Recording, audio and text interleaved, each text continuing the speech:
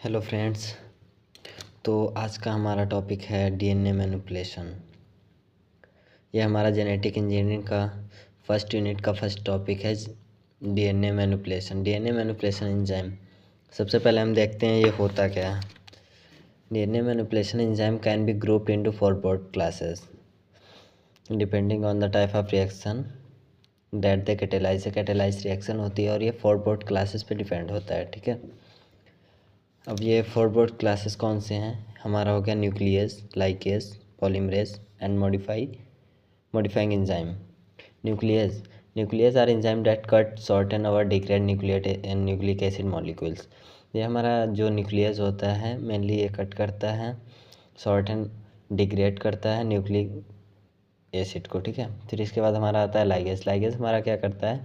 Join करता है nucleic acid molecules को आपस में। ठीक है, और फिर हमारा आता है पॉलीमरेज। पॉलीमरेज में कॉपीज़ ऑफ मॉलिक्यूल्स, ये मॉलिक्यूल्स की नई कॉपीज़ बनाता है। फिर इसके बाद हमारा आता है मॉडिफाइंग एंजाइम। मॉडिफाइंग एंजाइम का मेनली वर्क क्या होता है? रिमूव और ऐड केमिकल ग्रुप्स। ये जो हमारे केमिकल ग्रुप्स होते हैं फास्फो डाइजेस्टर बॉन्ड्स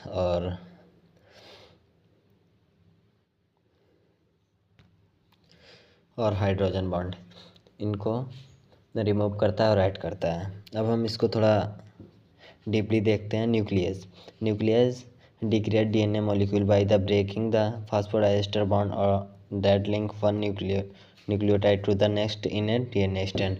ये हमारा मेनली डिग्रेड करता है। अभी आगे हमने देखा भी था जो न्यूक्लियस है ये हमारा न्यूक्लिक एसिड को डिग्रेड करता है, कट करता है। ठीक है, तो इसके मेनली दो टाइप्स हैं, exonuclease and endonuclease. Exonuclease it is remove nucleotide one at the time from the end of DNA molecules. ये डीएनए के लास्ट से जो न्यूक्लियोटाइड होते हैं उनके एंड से उसको रिमूव करता है। और जो ये इंडोन्यूक्लियस होता है they are able to break internal phosphodiester bond within a DNA molecules, यानी ये दोनों साइड से उसको डिग्रेड करता है। अब हम इसको डायग्राम के हिसाब से देख ले रहे हैं। एन एक्सोन्यूक्लियस, ये हमारा न्यूक्लियोटाइड हुआ, एक डीएनए का स्टैंड हुआ, डबल स्टैंड। एक क्लाइवेज यहाँ से होता है, हाइड्रोजन बॉन्ड, न्यूक्लियोटाइड बॉन्ड्स ये हमारा होता है, फिर फॉस्फोडाइएस्टर बॉन्ड्स यहाँ से क्लाइवेज हमने देखा था ना, उसमें वन साइड से हमारा जो न्यूक्लियोटाइड था वो वन साइड से ब्रेक हो रहा था। और एन एक्सोन्यूक्लियस ये हमारा सेंटर से कट होता है और डिग्रेड होता है। फिर हम देखेंगे एक्सोन्यूक्लियस। अब exonuclease on the basis of the number of stranded end are degrade when a double stranded molecular is attack. ये हमारा डबल स्ट्रैंडेड मॉलिक्यूल्स को डिग्रेड करता है। अब हम देखेंगे एक्सोन्यूक्लियस के दो टाइप्स होते हैं फर्दर, बाल 31 एंड एक्सोन्यूक्लियस थर्ड। बाल 31 में हमारा क्या होता है? An exonuclease that remove nucleotide from both standard of a double standard molecule. बाल 31 इसमें दोनों स्टैंड से हमारा रिमूव हो रहा है। फिर एक्सोन्यूक्लियस थर्ड, इसमें क्या होता है? Mainly in a contrast enzyme such as E coli. Exonuclease third degrade just one strand of a double stranded molecules leaving single stranded DNA on the products। इसमें हम देख रहे हैं वन साइड से, एक साइड से इधर रिमूव हो रहा है और एक साइड से इधर रिमूव हो रहा है, मतलब वन स्टैंड से इसमें रिमूव होगा। फिर इसके बाद हम देखते हैं इंडोन्यूक्लियस। इंडोन्यूक्लियस के फर्दर 3 टाइप्स होते हैं, S1 nuclease, DNase first and restriction endonuclease. S1 nuclease क्या होता है? हमारा वन स्टैंडर्ड को बीच से डिग्रेड करता है। और डीनेस वन स्टैंड और डबल स्टैंड दोनों साइड से रिमूव हो सकता है इसमें, और ये नॉन स्पेसिफिक होते हैं। और ये रिस्ट्रिक्शन इंडोन्यूक्लियस जो हमारा होता है वन स्पेसिफिक साइड रिमूव और ब्रेकडाउन, ये एक स्पेसिफिक साइड से रिमूव और ब्रेकडाउन होता है। फिर हमारा इसका सेकेंड टाइप आता है ligase. In the cell function of the DNA ligase is to repair single standard break at the rise in double stranded DNA molecule during for the example DNA replication। ये हमारा क्या करता है? जो ligase होता है रिपेयर करता है सिंगल स्टैंड डीएनए को। ठीक है, DNA ligase from the most organism can also join together two individual fragments of double standard DNA. ये दो को आपस में जोड़ता भी है, और जो कोई बीच में अगर कोई इशू आता है ना, तो उसको भी रिपेयर करता है। ये भी फर्दर हमारा 2 टाइप्स का होता है, एक डिसकंटिन्यूटी रिपेयरिंग और जॉइनिंग टू मॉलिक्यूल्स। इसमें यहाँ पे हम देख रहे हैं डिसकंटिन्यूटी आ गई है तो उसको डीएनए लाइगेज क्या कर रहा है, उसको रिपेयर कर दे रहा है। और जब दो मॉलिक्यूल अलग हो रहे हैं तो उसको भी आपस में ऐड कर रहा है, जोड़ रहा है। इसके बाद हम देखते हैं हमारा polymerase. DNA polymerase are the enzyme that the synthesis a new strand of DNA complementary to the existing DNA और RNA template।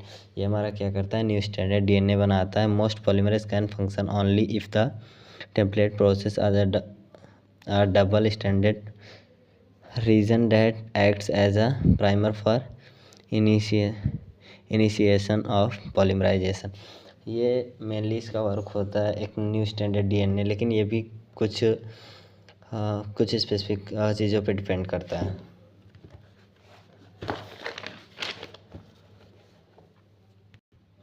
इसके आगे हम देख रहे हैं द बेसिक रिएक्शन। यहाँ पे हमारा प्राइमर्स है, फिर ये हम टेम्पलेट देते हैं इसको, फिर न्यूली सिंथेसिस स्टैंडर्ड ये नया DNA स्टैंड बना देता है। फिर इसका भी कुछ टाइप्स हैं।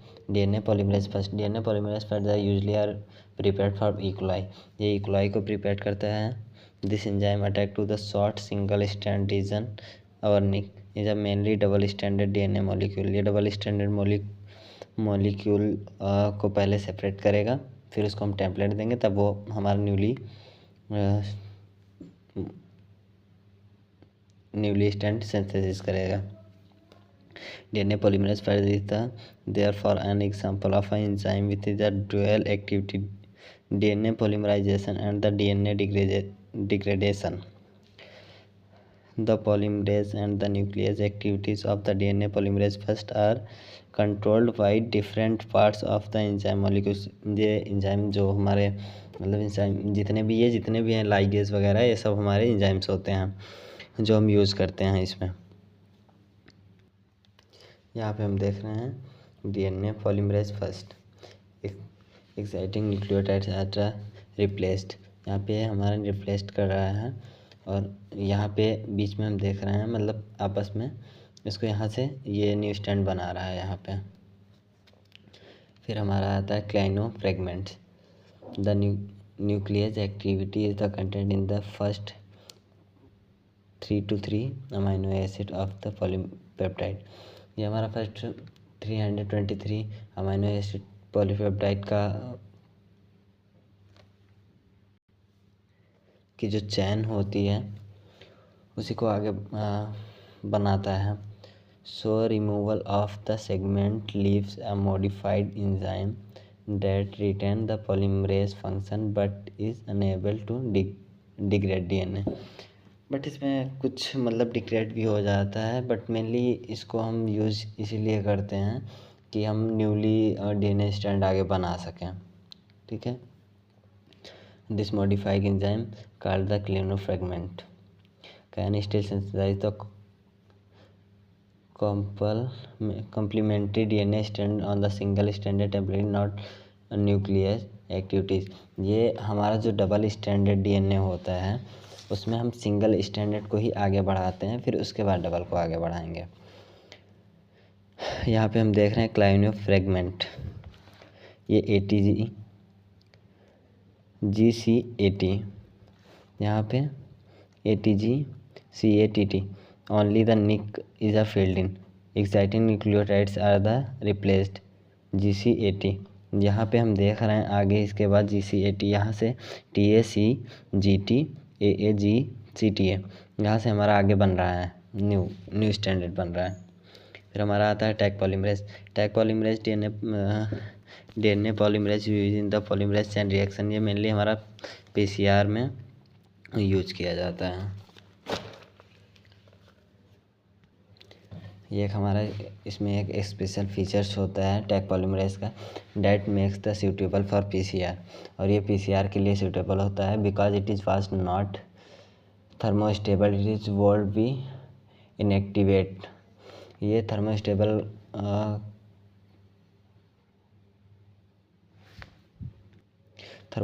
का नॉट इनएक्टिवेट होता है when the temperature of the reaction 15 rise to 94 degree Celsius to the denature the DNA. 94 degree temperature पे डीनेचर हो जाता है। फिर हमारा आता है reverse transcription, the final types of DNA polymerase that is the important in genetic engineering. Genetic engineering के important होता है इस reverse transcription an enzyme involve in the replication of several kinds of the virus.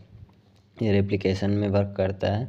Reverse transcription is the unique is the that is use as a temple not DNA but RNA. DNA में use नहीं होता है, DNA के temple में इसको use नहीं करते हैं, लेकिन आरएनए के टेम्पल में इसका यूज़ करते हैं। रिवर्स ट्रांसक्रिप्शन यहाँ से हम देख सकते हैं।